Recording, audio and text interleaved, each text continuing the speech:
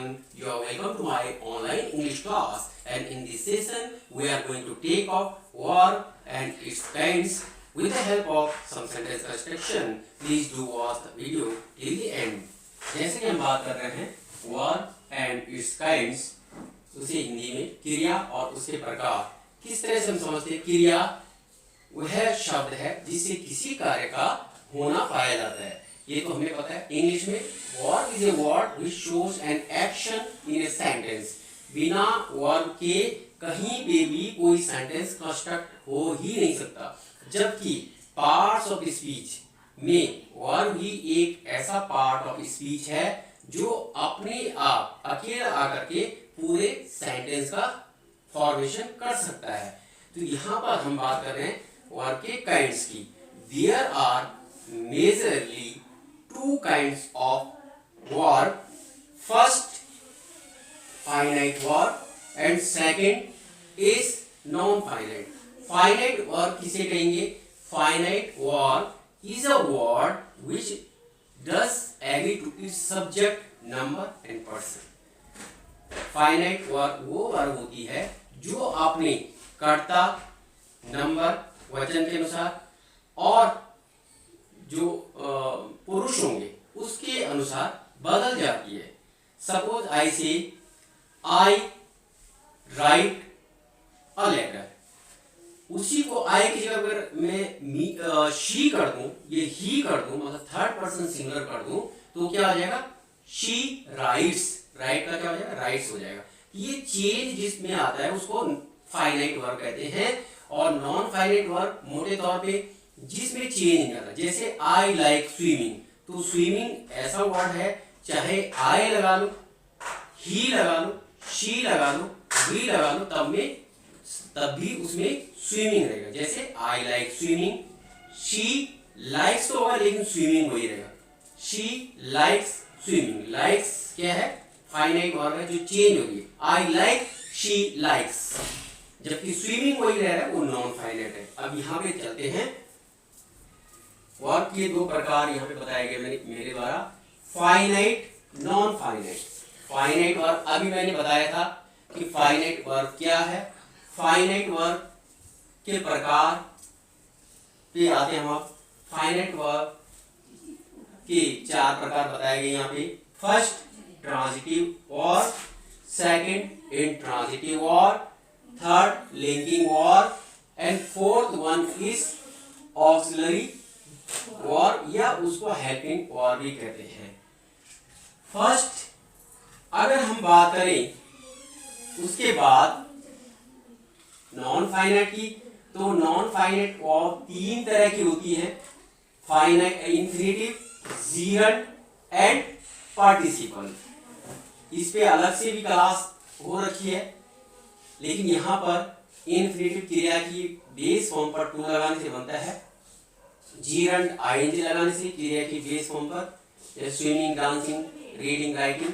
Participle यहाँ पर 3 तरह के बताए गए हैं, present, past, perfect. Present participle का फॉर्मेशन भी जिस तरह से जीरंट का होता है उसी तरह से होता है, लेकिन इसका प्रयोग एज एन एडजेक्टिव होता है, जबकि जीरंट का एज ए सब्जेक्ट होता है।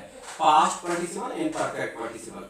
आगे हम बात करेंगे कि जो ऑक्सिलरीज हैं, सॉरी लिंकिंग वर्ब है, थर्ड नंबर पे लिंकिंग वर्ब है। लिंकिंग वर्ब मतलब जोड़ने वाली क्रिया है। लिंकिंग वर्ब को हम वर्ब ऑफ इनकम्प्लीट प्रेडिकेशन भी कहते हैं। क्या कहते हैं? वर्ब ऑफ इनकम्प्लीट प्रेडिकेशन, मतलब बिना विधेय, बिना कॉम्प्लीमेंट के ये वर्ब कंप्लीट नहीं होती है। अभी एग्जाम्पल के मदद से हम उसको समझाएंगे। तो ये जो लिंकिंग वर्ब है, ये मैंने बताया कि इसमें 2 तरह की वर्ब होंगी। फर्स्ट लिंकिंग वर्ब बी और second linking verb other than be. Linking verb be में तो ऐसे is, am, are, was verb, और बीइंग भी आता है, बीइंग भी आता है, लेकिन यहां पर केवल 5 ही मेन क्रिया के रूप में प्रयोग होते हैं। बीन या बींग, बिना, इसकी मुख्य क्रिया की ये नहीं आती, ये सहायक क्रिया ही यूज होती दोनों। जबकि ये 5 is, am, are, was, were, is, am, are, was, were, ये पांचों बिना किसी अन्य क्रिया की सहायता से, मुख्य वर्ग की सहायता से ये सेंटेंस बना सकती है, पूरा कंप्लीट कर सकती हैं। इसलिए इनको फुल वर्ब भी कहते हैं, फुल वर्ब। और दूसरा नाम क्या बताया? Verb of incomplete predication. कैसे? जैसे देखिए यहाँ आई एम, अगर मैंने एम कहा मैं हूं, जब तक मैंने उसको कंप्लीट करने के लिए ये नहीं कहा कि टीचर हूं, स्टूडेंट हूं, या डॉक्टर हूं, या कुछ और हूं, तब तक ये एम के बाद ये क्रिया अपना अर्थ पूरा नहीं देगी। इसलिए इसको क्या कहते हैं? Verb of incomplete प्रेडिकेशन।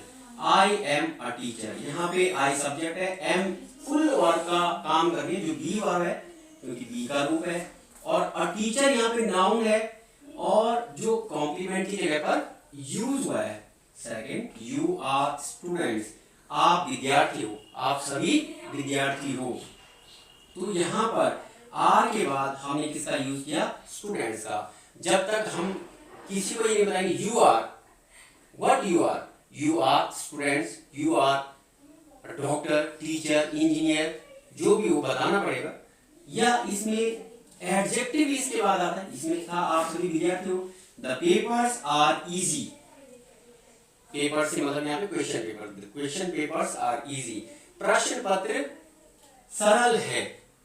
तो यहाँ पर कई बार इज, एम, आर के बाद नाउन की जगह पर एडजेक्टिव भी आता है। यहाँ पे ये एडजेक्टिव है, जो प्रेडिकेटिव यूज ऑफ एडजेक्टिव इसे कहते हैं, क्योंकि ये बाद में आया है। इसके बाद नाउन नहीं दिखाई दे रहा है, लेकिन नाउन ही है। इजी पेपर्स, लेकिन ये क्या करते हैं? Papers are easy. अगर इजी पेपर होता तो उसको क्या कहेंगे? Subjective use of adjective. और जब एडजेक्टिव बाद में आए और नाउन पहले आ जाए, उसको कहते हैं प्रेडिकेटिव यूज ऑफ एडजेक्टिव। ये प्रेडिकेटिव यूज ऑफ एडजेक्टिव है। जबकि ये वर्ब कौन सी है? फुल वर्ब बी है, जो अपने कॉम्प्लीमेंट के साथ आती है। कॉम्प्लीमेंट यहाँ पे इजी है। The teacher, the earth is round, पृथ्वी गोल है। इसके बाद कौन सा वर्ड है? राउंड, राउंड शेप, या जो भी रंग रूप आकार प्रकार जो भी होगा, ये एडजेक्टिव है, लेकिन यहाँ पर कॉम्प्लीमेंट का यूज हो रहा है। द रिजल्ट वॉज आउट, कभी कभी यहाँ पे ये जो आउट है, यहाँ पर रिजल्ट खुल गया, तो जो वॉज के बाद जो ये वर्ड आए, कई बार एडवर्ब का भी यूज कॉम्प्लीमेंट की तरह होता है। तो यहाँ पर ये यूज हो रखा है, those old days were good, वे पुराने दिन अच्छे थे।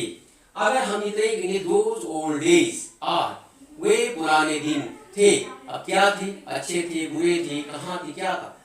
गुड जब लिखा तब कंप्लीट हुआ। इसीलिए ये जो वर, वॉज, इज, एम, आर, ये जो वर्ब है, इनको कहते हैं वर्ब ऑफ इनकम्प्लीट प्रेडिकेशन या लिंकिंग वर्ब। दूसरी तरह की जो लिंकिंग वर्ब है, दो रूप है इसके, एक तो बी वर्ब, एक linking verb other than be. जैसे इसमें लुक हो गया, smell, seems, grow, etc etcetera. जैसे अपीयर्स हो गया, बिकम हो गया, इस तरह की वर्ब होती हैं। फर्स्ट सेंटेंस में यू लुक हैप्पी, आप दिखते हो। अब क्या दिखते हो? यू लुक हंग्री, आप भूखे नजर आते हो। यू लुक हैप्पी, आप खुश नजर आते हो। यहाँ पर जब तक हमने कोई वर्ड यूज नहीं किया कॉम्प्लीमेंट, तो ये कौन सा है? कॉम्प्लीमेंट है। लेकिन ये वर्ड कौन सी है? ये बी वर्ब नहीं है, बी वर्ब तो 5 है। जो लिंकिंग वर्ब तो है, लेकिन linking verb other than be category में इसको रखते हैं। आप खुश दिखते हैं। रोज स्मेल स्वीट, गुलाब मधुर सुगंध देता है।